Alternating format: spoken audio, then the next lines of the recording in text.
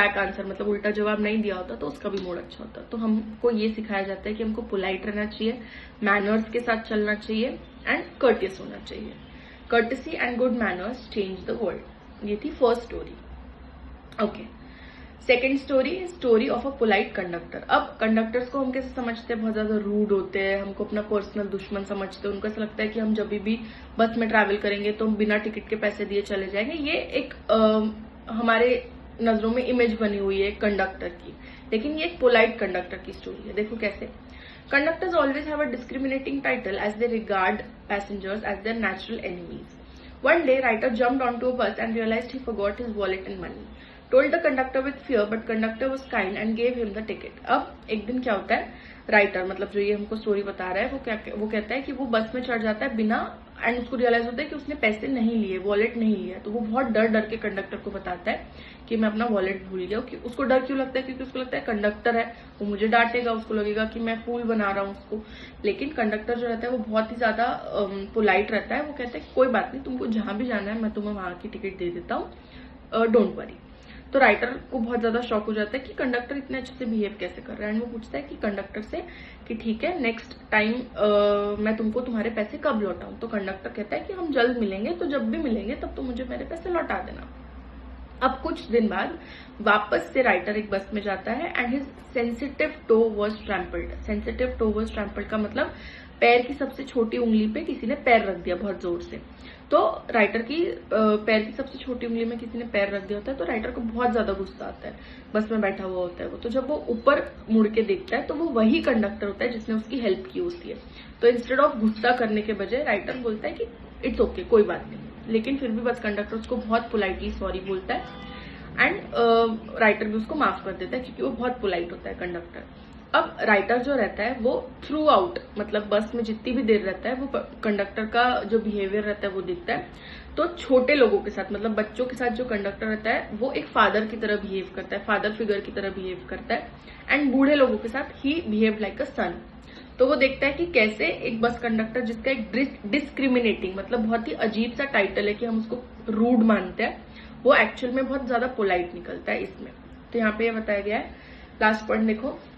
He was a man, he मतलब conductor was a man of natural courtesy and good manners. We also should have courtesy, politeness and good manners. हमको ये chapter में सिर्फ ये सिखाया गया कि हमको courtesy मतलब लोगों के साथ अच्छे से बिहेव करना आना चाहिए, मैनर्स होने चाहिए मतलब जैसे सॉरी, प्लीज, थैंक यू ऐसे वर्ड्स हमको बोलने आने चाहिए, एंड गुड मैनर्स और गुड मैनर्स होने चाहिए। समझा? ओके, तो फर्स्ट चैप्टर में हमने एस्ट्रोलॉजर्स डे में देखा कि कैसे एस्ट्रोलॉजर जो रहता है वो एंड में एक क्रिमिनल निकलता है एंड वो अपनी गलती मानता है अपनी वाइफ के सामने। एंड सेकंड में हमने ये देखा कि कैसे हमको कर्टसी एंड पोलाइटनेस के साथ रहना चाहिए। ओके, इसके बाद थर्ड चैप्टर है the cop and the anthem. The cop and the anthem का मेन कैरेक्टर है सोपी, SOAPY, सोपी इसका मेन कैरेक्टर है। अब सोपी का एक क्रिमिनल बैकग्राउंड रहता है, वो हमेशा जेल में रहता है। अब वो जेल से छूट गया है लेकिन उसको वापस से प्रिजन में जाना है, वापस से उसको जेल जाना है, प्रिजन जाना है। क्यों? क्योंकि उसके पास खाने के लिए कुछ खाना नहीं है, उसको रहने के लिए कोई शेल्टर नहीं है एंड उसको कोई काम नहीं करना पड़ेगा प्रिजन में जाके, इसलिए उसको अच्छी सी वर्क फ्री लाइफ के लिए उसको वापस प्रिजन जाना है। तो अब ये सोपी क्या करता है, बहुत सारे अटेम्प्ट करता है, मतलब इन टोटल वो 5 अटेम्प्ट करता है जेल वापस जाने के लिए, लेकिन वो 5 अटेम्प्ट फेल हो जाते हैं। अब मैं आपको एक एक करके एक्सप्लेन करूंगी कि वो 5 अटेम्प्ट क्या होता है। फर्स्ट अटेम्प्ट ये होता है, वो ये सोचता है कि वो एक लग्जूरियस कैफे में जाएगा, वहां पे खाना ऑर्डर करके खाना खाएगा एंड बिना पैसे दिए वापस चला जाएगा। लेकिन ये वाला उसका अटेम्प्ट फेल इसलिए हो जाता है due to his shabby appearance. अब शैबी अपीयरेंस क्या होता है? शैबी मतलब गंदा, मतलब उसके कपड़े बहुत ज्यादा गंदे रहते हैं, उसका लुक बहुत ज्यादा गंदा रहता है। तो एक लग्जूरियस हाईफाई कैफे में उसको एंटर ही नहीं करने देते, तो ये उसका अटेम्प्ट फेल हो जाता है। सेकेंड अटेम्प्ट उसका ये रहता है कि वो एक अट्रैक्टिव ग्लास विंडो मतलब एक बहुत ज्यादा अट्रैक्टिव बिल्डिंग के ग्लास विंडो को पत्थर मार के तोड़ देगा एंड वहां से भागने लगेगा, तो पुलिस उसको अरेस्ट कर लेगी। लेकिन वो बेवकूफी क्या करता है, वो ग्लास विंडो तोड़ देता है एंड पुलिस के बाजू जाके खड़ा होता है। तो अगर किसी ने कोई क्राइम किया होता है तो वो पुलिस के बाजू जाके तो खड़ा नहीं होगा, ऑब्वियसली वो वहां से भागने की कोशिश करेगा। तो पुलिस को कैसे पता चलेगा कि उसी ने क्राइम किया है? तो सेकंड अटेम्प्ट ये होता है कि वो ग्लास विंडो तोड़ता है लेकिन पुलिस के साथ जाके बाजू में खड़ा होकर उसी से चैट करने लगता है। थर्ड अटेम्प्ट उसका ये रहता है कि वो कोई लग्जूरियस मतलब एकदम हाईफाई कैफे में नहीं जाएगा, वो एक मिडिल क्लास रेस्टोरेंट में जाएगा, वहां खाना खाएगा एंड सेम पैसे नहीं देके भाग जाएगा। तो अब थर्ड अटेम्प्ट में वो मिडिल क्लास रेस्टोरेंट में जाता है, वहां पे वो खाना खाता है, मतलब वो बीफ खाता है, डोनट खाता है, पाए खाता है, सब कुछ खाता है। एंड में बोलता है कि मेरे पास पैसे नहीं है। उसको लगता है अब सब पुलिस को बुला लेंगे, लेकिन वहां के जो वेटर्स रहते हैं वो पुलिस को नहीं बुलाते, इंस्टेड वो सोपी को ही मिडिल क्लास रेस्टोरेंट से बाहर फेंक देते हैं। तो ये भी उसका अटेम्प्ट फेल हो जाता है। फोर्थ अटेम्प्ट उसका ये रहता है कि वो ड्रग स्टोर, मतलब वहां पे आसपास एक ड्रग स्टोर था जहाँ पे सिगरेट्स वगैरह मिलती है, वहां पे वो जाएगा, पुलिसमैन को मतलब उसने उस पुलिसमैन को देख लिया ड्रग स्टोर में, तो वो उसके सामने ही विल स्टार्ट येलिंग ड्रंकन, मतलब वो ऐसा दारू पीने की एक्टिंग करने में चिल्लाना वो चालू कर देगा। लेकिन जो पुलिस वाला रहता है वो इग्नोर करता है उसको कि ठीक है कोई कॉलेज बॉय होगा तो ठीक है, पी के अगर वो चिल्ला भी रहा है तो इट्स ओके, वो उसको छोड़ देता है। तो ये अटेम्प्ट उसका फेल हो जाता है। फिफ्थ अटेम्प्ट, लास्ट अटेम्प्ट उसका ये रहता है कि ड्रग स्टोर पे एक इंसान रहता है जिसके हाथ में एक अम्ब्रेला रहती है। तो वो सोचता है कि वो अम्ब्रेला लेके भाग जाएगा तो पुलिस उसके पीछे जाएगी। लेकिन जब वो उस इंसान का अम्ब्रेला लेके भागता है तो वो इंसान चिल्लाता भी नहीं, कुछ भी नहीं करता, क्योंकि वो इंसान ने खुद सुबह किसी और से वो अम्ब्रेला लिया होता है, किसी और का अम्ब्रेला चुराया होता है। तो उस इंसान को लगता है कि जिसका अम्ब्रेला वही लेके वापस चला गया। तो ये भी उसका अटेम्प्ट फेल हो जाता है। अब ये सब करके थक हार के वो चर्च के पास पहुंचता है, चर्च की स्टेयर्स पे पहुंचता है। तो चर्च की एक लाइट उसके फेस पे आती है एंड चर्च का एंथम उसको सुनाई देता है। तो ये एंथम सुन के एंड सॉफ्ट लाइट उसके फेस पे आके उसके सोल में एक बहुत अच्छा सा चेंज आता है। वो कहता है कि अब से वो कोई भी क्राइम नहीं करेगा, अच्छा काम करेगा, काम ढूंढने की कोशिश करेगा, खुद से कमाएगा, खुद खाएगा, खुद का शेल्टर लेगा एंड अब से कोई भी क्रिमिनल मतलब क्राइम नहीं करेगा। लेकिन उसी टाइम उसको पुलिस अरेस्ट करती है फॉर लॉइटरिंग। अब लॉइटरिंग क्या होता है? लॉइटरिंग होता है एक सर्टेन प्लेस पे घूमना after a certain point of time, मतलब अगर कोई टाइम लिमिट है इस जगह पे आने की तो आप उसी टाइम उस जगह पे जा सकते हो, अदरवाइज नहीं। अगर आप इधर उधर रोम कर रहे हो विदाउट एनी रीजन तो आपको पुलिस अरेस्ट कर लेगी for loitering, LOITERING।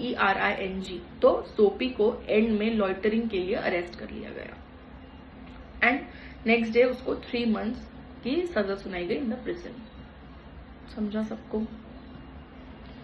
Okay, next chapter है big data big insights. Big data big insights का क्या मतलब होता है मैं आपको समझाती हूँ। बिग डेटा बिग इनसाइट्स में यहाँ पे सिर्फ 2 चीजें हमको समझाई गई है, data and data analytics. Data का मतलब होता है रॉ डेटा, डेटा एनालिटिक्स का मतलब होता है उसी डेटा को एक मीनिंगफुल बनाना। मतलब फॉर एग्जाम्पल अगर हमारे पास 100 ऑफ स्टूडेंट्स का डेटा है, कोई 10th स्टैंडर्ड में, कोई 12th स्टैंडर्ड में, कोई फर्स्ट ईयर में, तो वो मीनिंगलेस डेटा है, क्योंकि ऑब्वियसली सारे स्टूडेंट्स का डेटा तो है लेकिन हमको पता नहीं है, हमने उनको सेग्रीगेट नहीं किया कि कौन कौन सी क्लास में। अब हमने यही सारे स्टूडेंट्स का डेटा सेग्रीगेट कर लिया, जो 10th स्टैंडर्ड में वो 10th स्टैंडर्ड की लिस्ट बना ली, 12th की लिस्ट बना ली, फर्स्ट ईयर की लिस्ट बना ली। अब ये रॉ डेटा हमको, मतलब जो भी कॉम्प्लेक्स डेटा था हमने सिंपल डेटा बना दिया, उसको कहते हैं डेटा एनालिटिक्स। मीनिंगलेस डेटा को मीनिंगफुल डेटा बनाना, डेटा से डेटा एनालिटिक्स बनाना, ठीक है। तो ऐसे बहुत सारे डेटा एनालिटिक्स होते हैं जो हमको हेल्प किए गए हैं जिन्होंने, जैसे फॉर एग्जांपल लोकेशन ट्रैकिंग। अब लोकेशन ट्रैकिंग के 2 कीवर्ड्स आप याद रखोगे, वो है जीपीएस एंड गूगल मैप्स। तो जब से जीपीएस और गूगल मैप्स आया है हमको ट्रैफिक का पता चल जाता है, रेड बन के आ जाता है गूगल मैप्स पे, तो हमको समझ में आता है अच्छा आगे ट्रैफिक है तो हम अपना रूट चेंज कर सकते हैं। रिस्क ऑफ ट्रांसपोर्ट में रिडक्शन हो गया है and improve speed and good delivery. Next जो है that is understanding weather patterns. हम वेदर पैटर्न्स को समझ पाते हैं through weather sensors and satellites. तो यहाँ पे कीवर्ड है weather sensors and satellites. Health care industry, health care industry हमको कैसे हेल्प करती है? उन्होंने स्मार्ट वॉचेस बनाए, हेल्थ एप्स बनाए, तो वो हमको हार्ट रेट, बीपी ये सब डिटेक्ट करने में हेल्प करते हैं। Patients records can also be maintain. तो लोकेशन ट्रैकिंग के कीवर्ड्स है GPS and Google maps. Understanding weather patterns के कीवर्ड्स है weather sensors and satellites. Health care industry के कीवर्ड्स है smart watches and health apps. Sports का जो keyword है that is statistical analysis and video analytics. अब statistical, अब जैसे फॉर एग्जांपल क्रिकेट में कोई आउट हो जाता है और हमको नहीं पता वेदर ही इज आउट और नॉट, तो एक वो वीडियो एनालिटिक्स हमको दिखाते हैं जूम करके, जूम आउट करके, स्लो मोशन में, तो that is video analytics.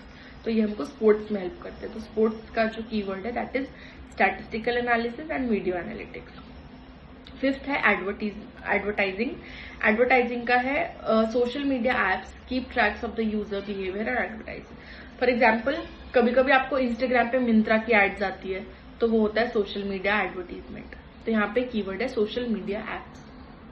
Entertainment and media. Entertainment and media मतलब राइट टाइम पे आपको राइट कंटेंट दिखाना। फॉर एग्जांपल अगर आप नेटफ्लिक्स पे रोम कॉम मूवीज देखते हो या थ्रिलर मूवीज देखते हो सिर्फ, तो आपको वो सजेस्ट भी थ्रिलर मूवीज ही करेंगे। तो मतलब राइट टाइम पे राइट कंटेंट दिखाना, ये भी डेटा एनालिटिक्स होता है।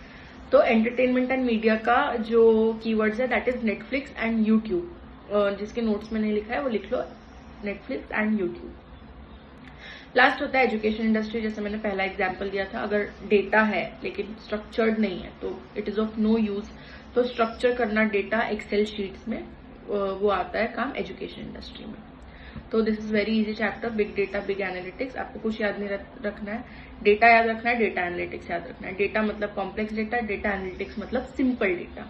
डेटा मतलब रॉ डेटा और डेटा एनालिटिक्स मतलब उसी को डेटा को मीनिंगफुल बनाना। तो मीनिंगलेस से meaningful banana, that is data from data, sorry data analytics from data. Okay, and फिर उसके बाद आपको 7 चीजें याद रखनी है, कीवर्ड्स याद रखना है।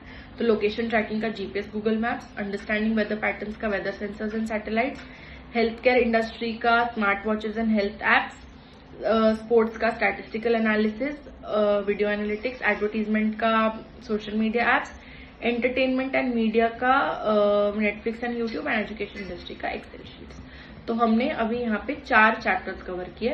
N astrologer's day,